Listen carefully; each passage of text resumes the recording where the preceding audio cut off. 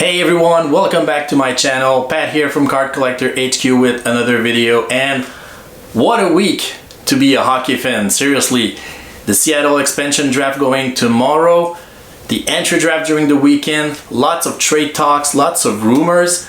So based on these, I'm going to share with you today my top 5 investment candidates for this offseason in hockey cards. Let's get to it.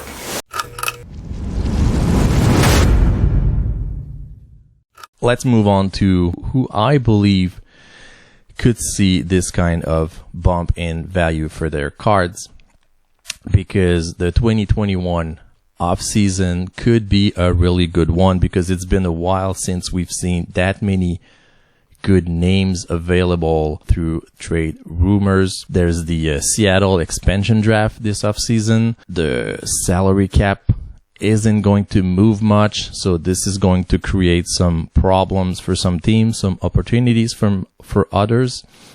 So this is going to be interesting. And by the way, if you like my content, please consider subscribing to my channel. I'm gonna put out videos twice a week. I've also got this new newsletters where I'm going to go a little bit more in detail about this kind of stuff and share some more insights. So if you're interested in joining, please do so. Moving on, number 5, I believe, is Seth Jones. Seth Jones is playing in Columbus right now. Card value in the hundreds. There's a lot of trade rumors right now where he could maybe get traded to Philadelphia. Chicago seems to be interesting. A lot of rumors also.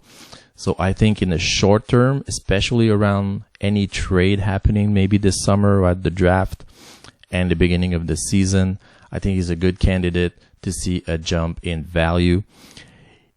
Is it the kind of jump that could hold? I am not sure. Once again, he's a defenseman, but he's still a young guy, plenty of upside. Coming from a bit of a down season also. So I think he's a strong candidate. Number 4, Sam Reinhart. Things are not going so well in Buffalo right now. Team is coming off from a relatively poor season, and they've had a few of those now.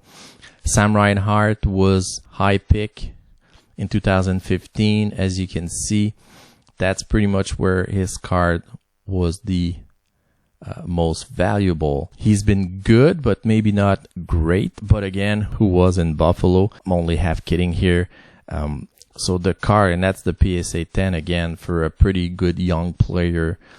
As you can see, the card is really low, like in the 20s, 30s.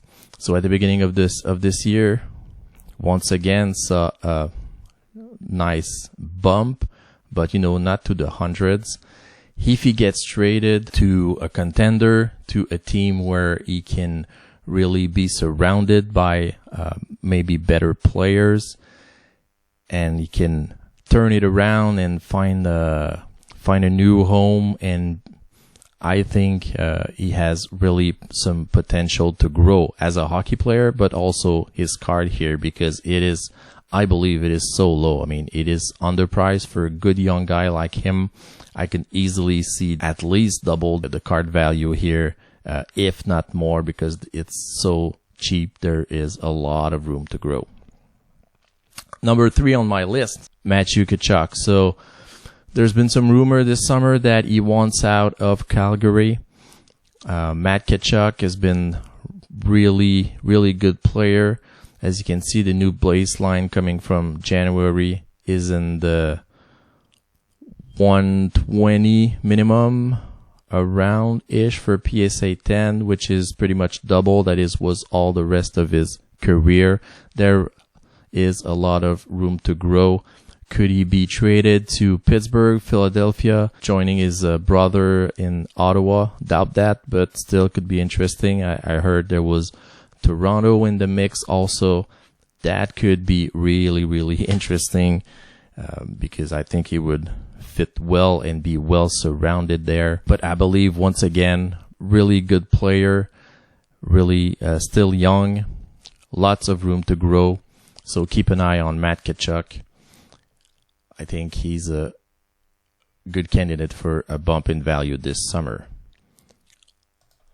Next up, my number 2, Vlad Tarasenko in St. Louis. Another example, a little bit like Reinhardt. He's a good player that has played all his career on the same team. It's a better card than what we've seen so far.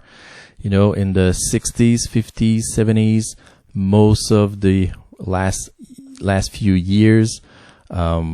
Him also got a little spike in value, but he got injured a lot this season. Probably not his best season. But yeah, it's going to be interesting in the next few days what happens with him, because yes, a few weeks back there were rumors that he had requested a trade. Also, with the cap staying flat, maybe the Blues would be interested in offloading his salary. But now the big news is that the Blues did not protect him for the expansion draft. So he's available, and he could be picked by the Kraken, either to play in Seattle or maybe in a pick and then trade situation. We heard a lot about the Flyers might be interested. So like the Kraken select Tarasenko from St. Louis and then flip him to another team. This will be something really interesting to follow up, and it's going to unveil in the next few days. He's a sniper. He's a goal scorer. If he can get back into shape, play with a strong team, he can easily net 40 goals. And these are the kinds of players that people are looking for, especially new collectors. They will want goal scorers, people that put up goals, that put up points, and that can make a team win. He's also pretty spectacular and exciting player to watch, to root for. And as you can see, his card did not go up that much in value with the bump in the card market in 2021. And even in the last few months, it is going down back to last year's prices or close to. So if he gets traded, I think he's another good candidate to invest in, especially both in the short and the long term, I believe. And next one, my number one player, a lot of rumor around this guy. And if he gets traded, it's going to be one of the biggest trades that we've seen in recent history, maybe Jack Eichel.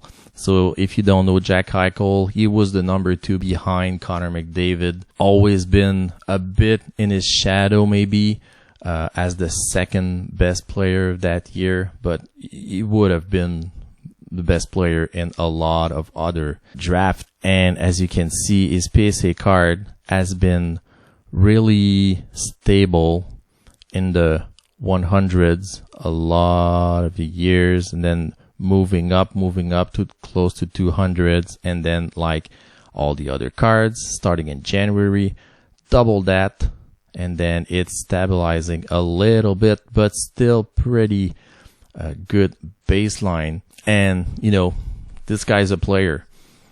He can score, he can dish it out, but he's been lonely in Buffalo. Not the best team.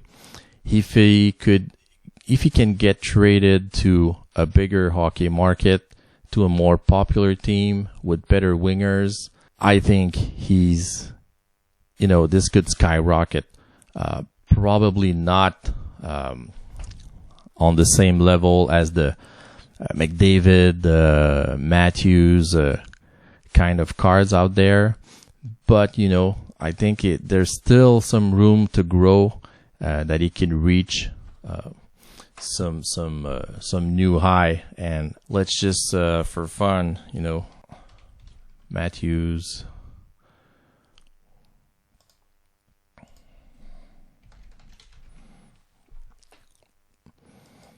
and McDavid. All right, so people can argue that the three guys are not exactly the same players. They don't play in the same market. But as you can see, look at this. So Eichel is the green one, McDavid the higher one, so in purple, and Austin Matthews is the blue one. I could see Eichel not being maybe as much as those two guys, but at least closer to Matthews at some point in the near future. So I might be wrong, Don't put all your savings into this, obviously, and make your own opinion, do your own research. But, you know, if he gets traded, that will be an interesting team to look out in the next few weeks during the offseason. Obviously, it depends on where he gets traded. There's a lot of rumor about Anaheim.